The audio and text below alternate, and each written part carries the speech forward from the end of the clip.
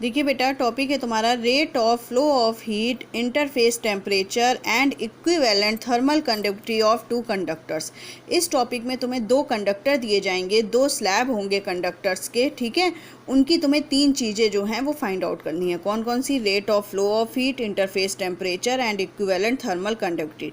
तो जो दो स्लैब तुम्हें दिए जाते हैं इस टॉपिक में, उनको दो तरीके से जो है जोड़ना होता है, एक बार सीरीज़ में और एक बार पैरेलल में।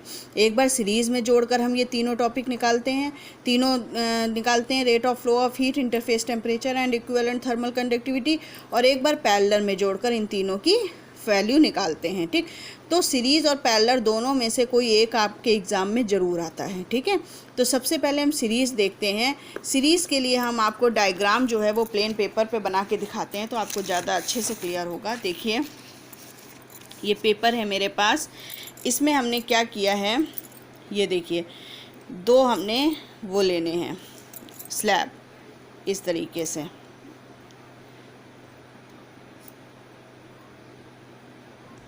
ठीक। ये देखिए, ये जुड़ गया, ठीक, ये जुड़ गया, ये और इधर, ठीक। बीच में हमने इसको ऐसे डिवाइड कर दिया। तो पहला, और यहाँ से एक डॉटेड लाइन ऐसे कर दी। पहला स्लैब ये हो गया, दूसरा स्लैब ये हो गया, ठीक है। अब इस स्लैब का एरिया ए है, इसका भी एरिया ए होगा और इसका भी एरिया ए होगा, ठीक। इस वाले स्लैब की लेंथ L1 ले लेंगे और इस वाले स्लैब की लेंथ L2 ले लेंगे। इसकी थर्मल कंडक्टिविटी K1 और इसकी थर्मल कंडक्टिविटी K2, और यहाँ से Q हीट जो है वो एंटर होगी, ठीक है। Q हीट एंटर होगी। तो आपको पता है जहाँ से हीट एंटर हो रही हो वो उसके पड़ोस वाला जो फेस होता है, उसके पास वाला जो फेस होता है, वहाँ पर टेम्परेचर सबसे ज़्यादा रहता है। तो यहाँ पर टेम्परेचर θ1, यहाँ पर थीटा और यहाँ पर θ2। ये हो गया डायग्राम आपका, ठीक। तो इसमें सबसे पहले हमको क्या निकालना होगा? Interface temperature. सबसे पहले हम निकालेंगे इंटरफेस टेम्परेचर। इंटरफेस टेम्परेचर निकालने के लिए हम H पहले निकालेंगे। H इक्वल टू क्या होता है? Rate of flow of heat, मतलब Q/T। तो आपको पता है rate of flow of heat दोनों ही स्लैब में इक्वल होगा, क्योंकि दोनों एक ही मटेरियल के बने हैं भाई। जितनी हीट इसमें जाएगी उतनी ही हीट इसमें जाएगी, ठीक है। तो rate of flow of heat दोनों स्लैब्स में इक्वल होगा। तो अब बुक में देखते हैं, ये देखिए, हमने rate of flow of heat H equal to क्या हो गया? Q/T हुआ, ठीक है। तो पहले वाले स्लैब के लिए Q की वैल्यू K1A θ1 माइनस थीटा। ये देखिए, पहला स्लैब में यहाँ पर टेम्परेचर θ1 है, यहाँ थीटा है, तो टेम्परेचर डिफरेंस क्या हो जाएगा? θ1 माइनस थीटा, ठीक। यहाँ पर T अपॉन ये वाला T रहेगा इनटू पहले स्लैब की लेंथ L1, तो T और T कैंसिल हो जाएगा, क्या बचेगा? K1A θ1 minus theta upon L1, ठीक। इक्वल टू दूसरे स्लैब के लिए K2, दूसरे स्लैब के लिए ये थीटा और ये कितना है? θ2, तो theta minus θ2 upon L2। Okay, इसको हमने इक्वेशन 1 ले लिया। अब देखिए, K1 अपॉन L1, ए कैंसिल हो जाएगा दोनों में, K1 upon L1 θ1 minus θ2 equal to K2 upon L2 theta minus θ2। यहाँ से हम थीटा की वैल्यू निकालेंगे। थीटा हमारा क्या है? इंटरफेस टेम्परेचर, और इसमें हम इंटरफेस टेम्परेचर ही निकाल रहे हैं। इंटरफेस मतलब दोनों स्लैबों को मिलाने वाला जहाँ पर मिलते हैं दोनों स्लैब, वहाँ का टेम्परेचर थीटा। तो यहाँ से देखिए, θ1 θ2 वाले टर्म एक तरफ ले लिए, थीटा वाले एक तरफ ले लिए, और ये हमने थीटा की वैल्यू निकाल ली। ये इंटरफेस टेम्परेचर आ गया, ठीक।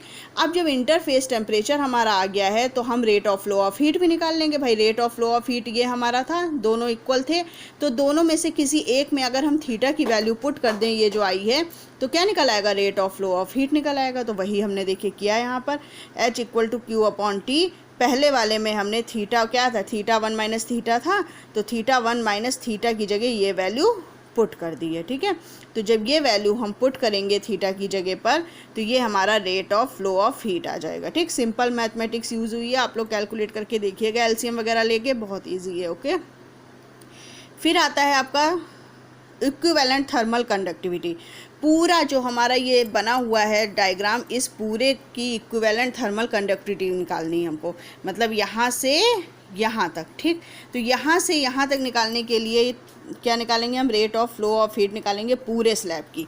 तो पूरे स्लैब की क्या हो जाएगी? H इक्वल टू Q/T, और यहाँ से यहाँ तक की स्लैब का Q क्या हो जाएगा? K है ना, K, और θ1 माइनस θ2। देखिए वही तो निकाला है हमने, के ए θ1 minus θ2 upon L1 plus L2 पूरे डायग्राम की, ठीक।